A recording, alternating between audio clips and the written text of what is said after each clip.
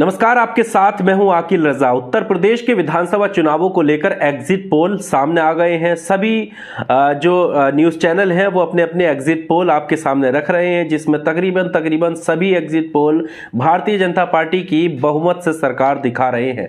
लेकिन क्या ये एग्जिट पोल पहले वाले ओपिनियन पोल की तरह नहीं है? जब आपने देखा होगा कि यूपी चुनाव बेहद करीब थे, उस वक्त जब भारतीय जनता पार्टी जगह जगह जाकर फीता काट रही थी, अपने काम गिनाने की कोशिश कर रही थी, उस वक्त जब ये ओपिनियन पोल दिखाने की कोशिश कर रहे थे तो सभी न्यूज़ चैनल कुछ इसी तरह का सर्वे दिखा रहे थे, जिसमें राम मंदिर एक बड़ा मुद्दा था। लेकिन उसके बाद जैसे जैसे चुनाव करीब आए, किसान आंदोलन का एक बड़ा मुद्दा उठा, बेरोजगारी एक बड़ी समस्या का रूप लेती जा रही है, ऐसा दिख रहा था। लोगों में काफी आक्रोश है सरकार के प्रति। इसके अलावा जिस तरह से लखनऊ में छात्रों पर लाठीचार्ज हुआ, वो एक बड़ा मुद्दा बनने का लगा कि ये यहाँ पर जो है युवा जो है प्रदेश के, वो जो मौजूदा सरकार है उसके विरोध में वोट करेंगे। जब पश्चिमी यूपी की हम बात करते थे तो कहीं ना कहीं किसान आंदोलन एक असरदार साबित होगा, ऐसा लोगों का मानना था।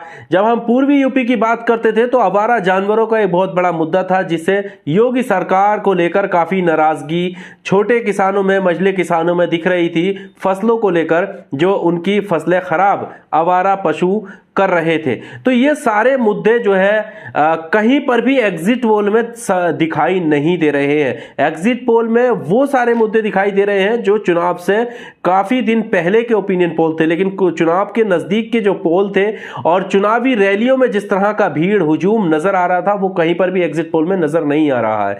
चाहे वो अखिलेश यादव की भीड़ हो या बाकी और अन्य दल हो, उन सबको एक तरफ समेट करके रख दिया है इन एग्जिट पोल ने। सवाल ये खड़ा होता है कि जब समाजवादी पार्टी सपा गठबंधन में, आरएलडी सपा गठबंधन में जो भी बाकी नेता बाद में जुड़े थे, जिसमें मौर्य समाज का कहा जा रहा था कि स्वामी प्रसाद मौर्य के जुड़ने के बाद मौर्य समाज जो है वो काफी ज्यादा हद तक जो है समाजवादी पार्टी को वोट करेगा। पासी समाज है, कटीक समाज है, तमाम जो जाति समीकरण है, वो भी अनुमान ये लगा रहे थे कि ये जो है सपा के फायदे के लिए ये गठजोड़ साबित होगा, लेकिन ऐसा एग्जिट पोल में नहीं है। अब हम बात करते हैं उन ओपिनियन पोल की जो ओपिनियन पोल शुरुआत में दिखाए थे। लग ऐसा रहा है कि हूबहू वैसे ही ओपिनियन पोल एग्जिट पोल में इन टीवी चैनलों ने बदल दिए हैं। हकीकत क्या रहेगी ये तो आने वाले 10 मार्च यानी आने वाला जो मतगणना का दिन होगा, रिजल्ट नतीजे जब सामने आएंगे तब स्पष्ट रूप से सामने आएगा कि क्या सच्चाई है। लेकिन इनके इन एग्जिट पोल में कितनी सच्चाई है उसकी कुछ तस्वीरें हम आपके साथ साझा करेंगे, जो कि एक अखबार ने, दैनिक भास्कर ने रखी हैं। सीधा सीधा उन्होंने टॉप में ये बात लिखी है कि क्या टीवी चैनलों ने 70 दिन पुराना एग्जिट पोल दिखाया है। वही बात जो हम कर रहे हैं शुरुआत से कि ओपिनियन पोल जो दिखाए हैं 70 दिन पहले, वही एग्जिट पोल में नजर आ रहे हैं। और जब चुनाव चल रहा था, पहले फेज की वोटिंग हुई, दूसरे फेज की वोटिंग हुई, तब यही न्यूज चैनल वाले हेडलाइन के साथ ये बात दिखा रहे थे कि यहां पर जो है बीजेपी को नुकसान होता हुआ दिख रहा है, किसान बेल्ट में नुकसान नजर आ रहा है। उसके बाद तीसरे चरण में बराबर की टक्कर इन्होंने दिखाई, चौथे चरण में अयोध्या का रोड शो अखिलेश यादव का भीड़ दिखाई, दूसरी तरफ भारतीय जनता पार्टी का फ्लोप रोड शो दिखाया। लेकिन वो सारी चीजें अब हवा हवाई नजर आ रही हैं। तो ये यहां पर दैनिक भास्कर ये आपके सामने स्क्रीनशॉट रहा, जिसमें आप देख सकते हैं कि क्या टीवी चैनलों ने 70 दिन पुराना एग्जिट पोल दिखाया है। आगे ये लिख रहे हैं कि ओपिनियन पोल्स और आज के एग्जिट पोल में कोई फर्क नहीं है। क्या यूपी में कुछ नहीं बदला 70 दिनों के बाद भी? अब 70 दिन पहले जब चुनाव से ये ओपिनियन पोल आया था, उसके बाद कितने सारे मुद्दे उठे, हिजाब का मुद्दा उठा, वो सारे मुद्दे कहां गायब हो गए। इसके अलावा उन्होंने कुछ आगे लिखा है कि यूपी के एग्जिट पोल आ गए हैं, हमने 5 चैनलों और एजेंसीज के एग्जिट पोल देखे, साथ ही ये भी देखा कि यही चैनल्स और एजेंसीज 70 दिन पहले क्या ओपिनियन पोल दे रहे थे। हमें दोनों में से सबसे ज्यादा मात्र 12 सीटों का फर्क नजर आया, तो कहीं पर कोई भी फर्क यानी 0 सीटों का फर्क।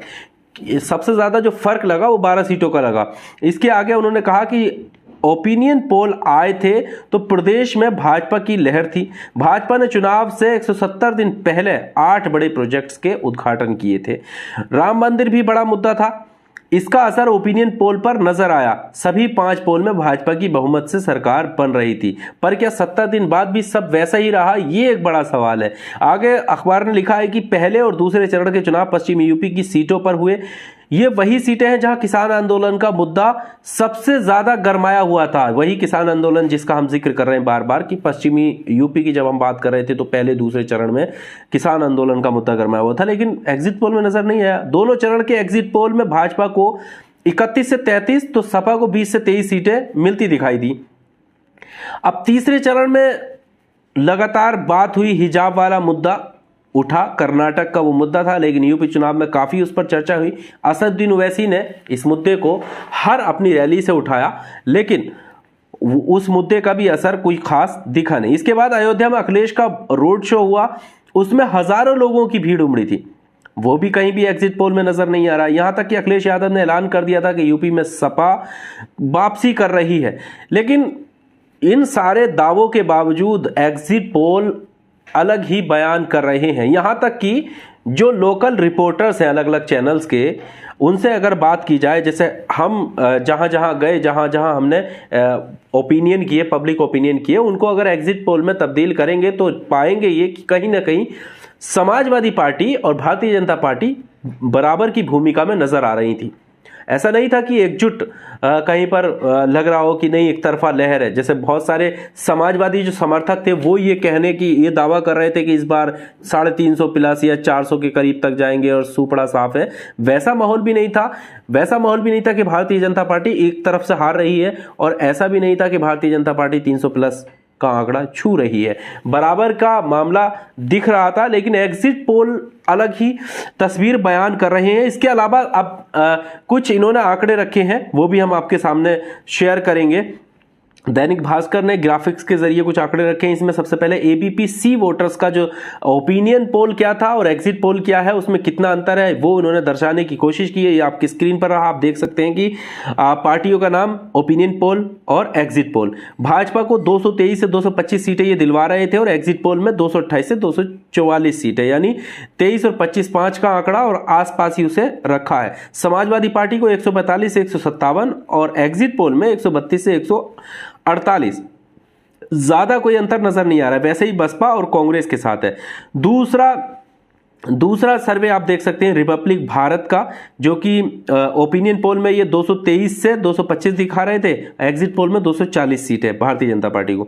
सपा को 111 से 131 ओपिनियन पोल में ये दिखा रहे थे, और इसके बाद एग्जिट पोल में 140 सीटें दिखा रहे हैं। बसपा को 8 से 16, एग्जिट पोल में 17, कांग्रेस को 0 से 4 और एग्जिट पोल में 2 सीटें दिखा रहे हैं। इसके आगे जब बढ़ेंगे तो टाइम्स नाउ का एग्जिट पोल और ओपिनियन पोल आपकी स्क्रीन पर, जिसमें भारतीय जनता पार्टी 227 सीटों से 254 सीटें, ये ओपिनियन पोल था इनका, और एग्जिट पोल भी 225 है।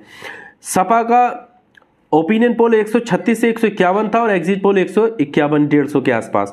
बसपा का वही हाल है, कांग्रेस का वही हाल है। तो ये दोनों सर्वे हमने आपके सामने रखे, जहां पर ओपिनियन पोल जो इन्हीं एजेंसीज और इन्हीं चैनल्स ने दिखाए थे, और अब जो एग्जिट पोल ये दिखा रहे हैं उसमें कितना अंतर है ये आपके सामने है। वही सारे उन मुद्दों की भी हम बात कर रहे हैं जिन मुद्दों की बात चुनाव से पहले हो रही थी और चुनाव के दौरान हो रही थी। वो मुद्दे कहीं पर भी एग्जिट पोल में नजर नहीं आ रहे हैं। इस वीडियो में सिर्फ इतना ही। आपको क्या लगता है, कितना आप सेटिस्फाई हैं इस एग्जिट पोल से? कमेंट बॉक्स का सहारा लेके अपनी राय जरूर दीजिएगा। बहुत शुक्रिया। Subscribe now and press the bell icon. Never miss an update.